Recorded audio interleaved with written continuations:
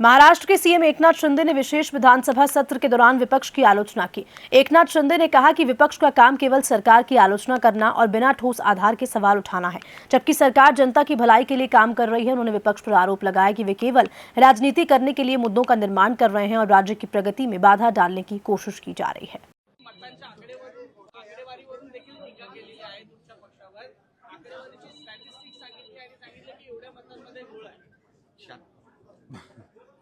खरं म्हणजे यापूर्वीच झारखंडमध्ये पण देखील मतदान झालं, कर्नाटकमध्ये झालं, लोकसभेत झालं, आता प्रियांका गांधी देखील जिंकल्यात।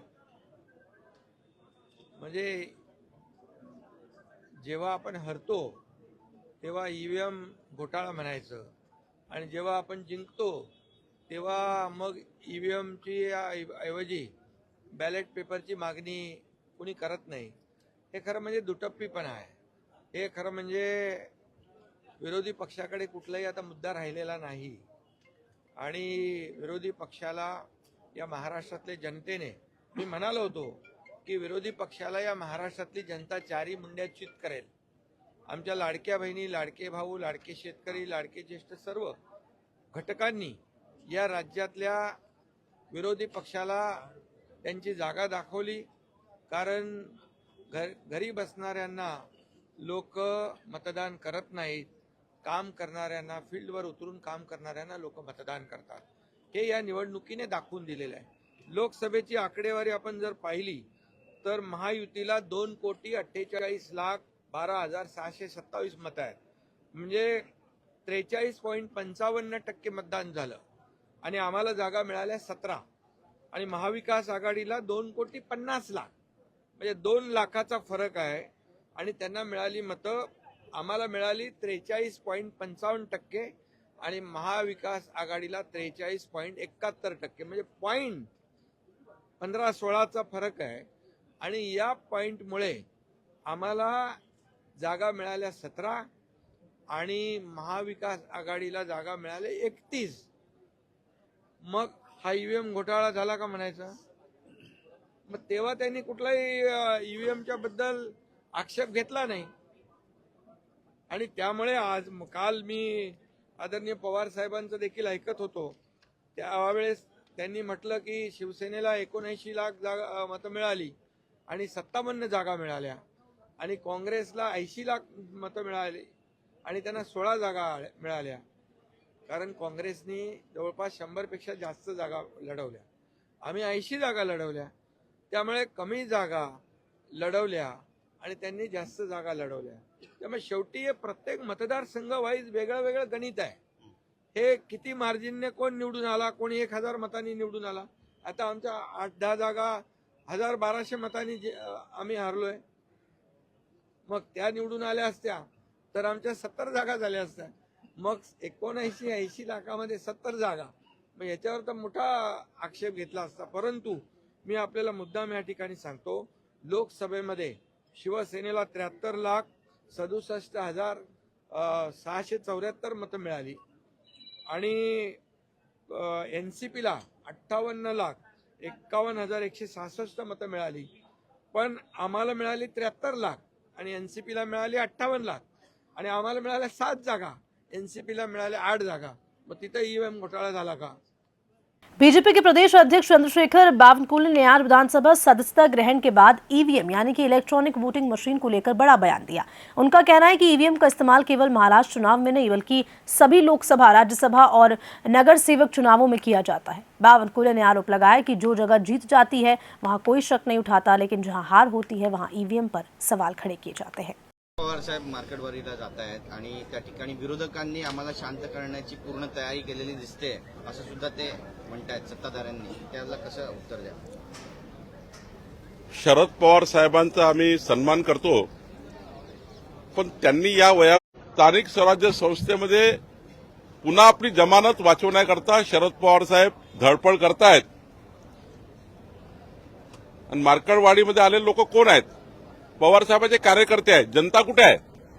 जनतेने तर विधानसभेला दाखवून दिलं की लोकसभेचा खोटारडेपणा जो होता तो जनतेने नाकारला आणि विधानसभेला जनतेने आम्हाला भरभरून मतं दिली आहेत. मग एवढंच आहे तर मार्कडवाडीमध्ये यापूर्वी ज्या ज्या निवडणुकीमध्ये ईव्हीएमवर मतदान झालं त्या मतदानाची आकडेवारी जर बघितली तेव्हा का आक्षेप घेतले नाही. मार्कडवाडीमध्ये एकदाच मतदान थोडी झालं आहे, अनेक निवडणुकीत मतदान झालं आहे.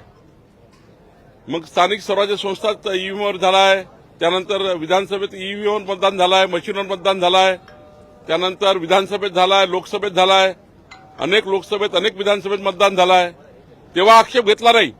पण जाणून बुजून जाणीवपूर्वक या महाराष्ट्राला पुन्हा एकदा या महाराष्ट्रामध्ये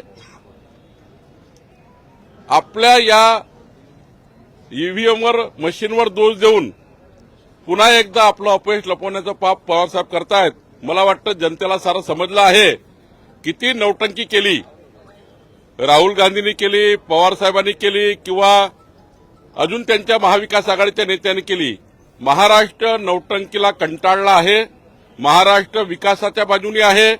महाराष्ट्राला महायुतीकडनं अपेक्षा आहे आणि महायुतीचं सरकार देवेंद्रजींच्या नेतृत्वामध्ये या महाराष्ट्राला प्रचंड ताकदवान आणि महाराष्ट्र हा देशातला क्रमांक 1चे राज्य करण्याकरता आम्ही काम करणार आहोत. सर, उत्तम जानकर म्हणतायत की मी राजीनामा देतो, बॅलेट पेपरवर तुम्ही मतदान घ्या, यासाठी मी तयार आहे. असा आहे, हा खोटारडेपणा आहे. महामानव डॉक्टर बाबासाहेब आंबेडकरांच्या संविधानाचा अपमान आहे. निवडणुकीमध्ये खरं तर आता लोकसभेचे 31 खासदार निवडून आले महाविकास आघाडीचे. मग ते महाविकास आघाडीचे 31 खासदार त्यांनी राजीनामे दिले पाहिजे ना. तुम्ही खोटारडेपणा करण्याकरता त्या ठिकाणी अशा प्रकारचे उद्योग सुरू केले. मग महाविकास आघाडीचे जे जे लोक ईव्हीएमवर निवडून आले, ईव्हीएमवर जे जे लोक निवडून आले त्या सर्वांनी राजीनामे दिले पाहिजे. महाविकास आघाडीला वाटतं ना की आमची मशीन चूक आहे, त्या निवडणूक आयोगाची मशीन चूक आहे, तर त्या ठिकाणी मग राजीनामे दिले पाहिजे. सर्वांनीच राजीनामे द्या ना. खरं तर हा काही निवडणूक आयोगाने अत्यंत संविधानिक पद्धतीने स्वीकारलेला हा ईव्हीएमचा निर्णय आहे आणि त्यावर अनेक निवडणुका झाल्या. कितीतरी निवडणुका आम्ही हरलो आहे. मोदींच्या निवडणुकीत तर आम्ही महाराष्ट्रामध्ये आम्हाला मोठे अपयश आलं आहे. आम्ही तेव्हा ईव्हीएमवर दोष दिला नाही. आम्ही तेव्हा आमचं चुका दुरुस्त केल्या. आमच्या निवडणूक जे काही पराभव झाला त्यातनं आम्ही काही शिकलो आणि त्यातनं आम्ही पुढे गेलो. पवार साहेबांनी या पराभवातून शिकलं पाहिजे आणि पुढे गेलं पाहिजे. खोटेपणा किती कराल तुम्ही आणि या वयात किती खोटेपणा कराल असं मला वाटतं. सर, मराठी भाषिकांचा महामेळावा होणार आहे बेळगावात आणि त्या बेळगावातल्या देखिए शरद पवार साहब इन्होंने हार आमदार उदय सामंत ने आज एक बयान में कहा कि जैसे मुख्यमंत्री एकनाथ शिंदे पहले 24 घंटे काम किया करते थे वैसे ही उप मुख्यमंत्री पर भी काम करेंगे. उनके अनुसार कार्यकर्ताओं और जनता की सेवा में कोई कमी नहीं आएगी और वे अपनी जिम्मेदारियों की पूरी ईमानदारी से उसको निभाएंगे.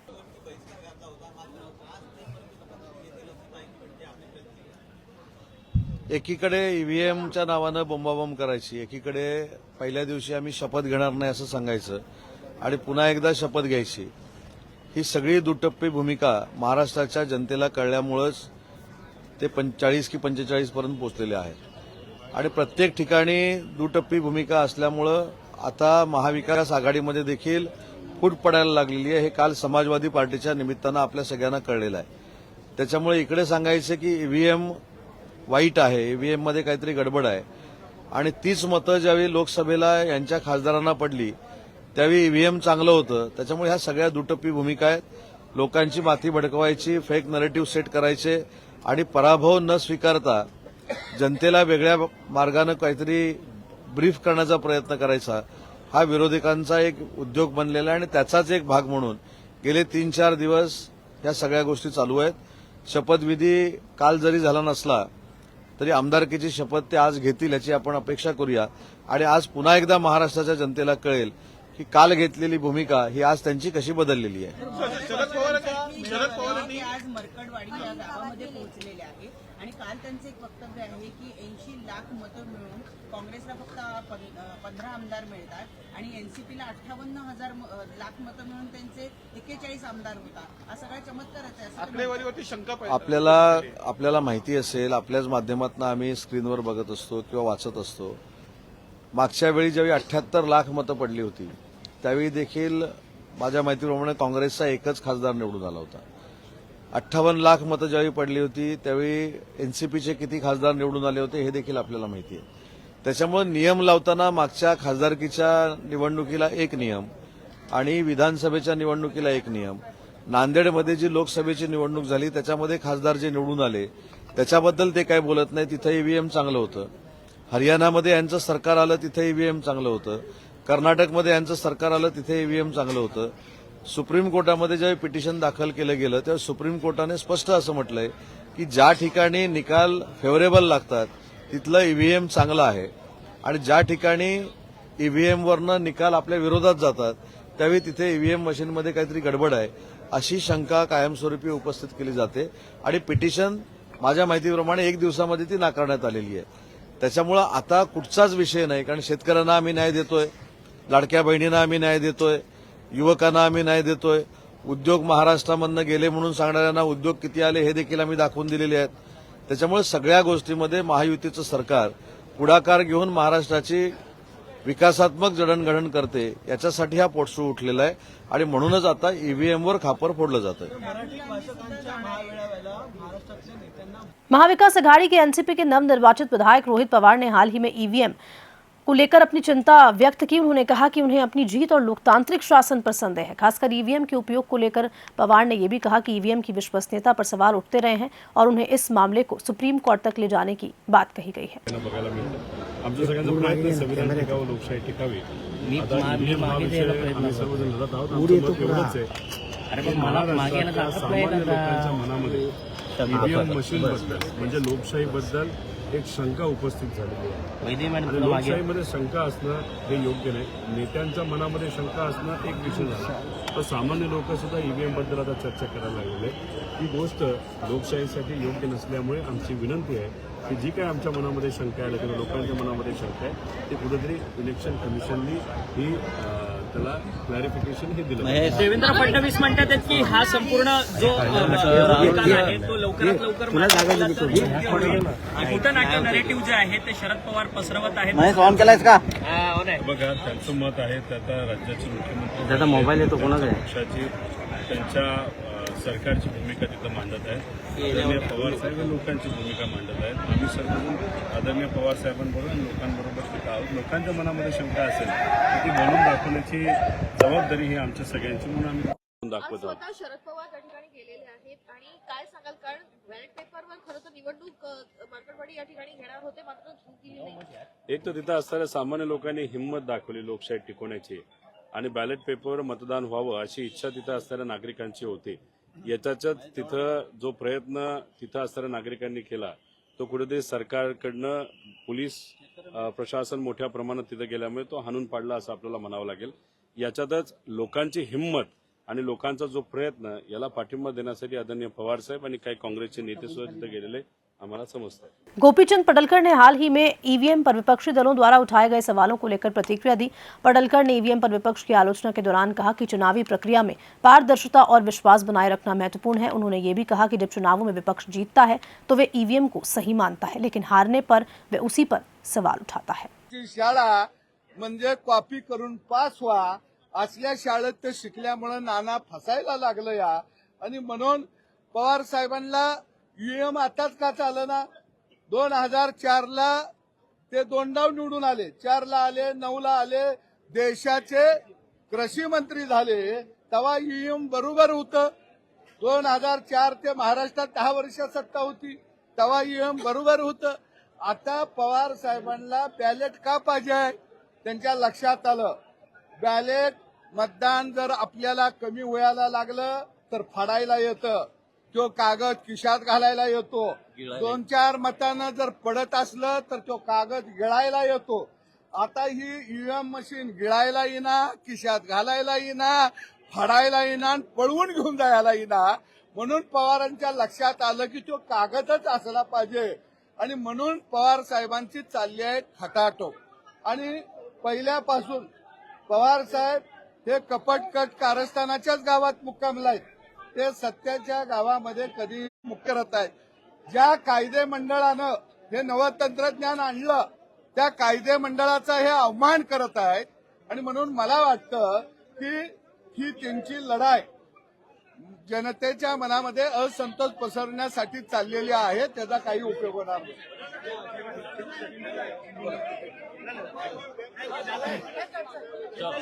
अरे मुख्यमंत्री चला बोला साहेबांना बोला.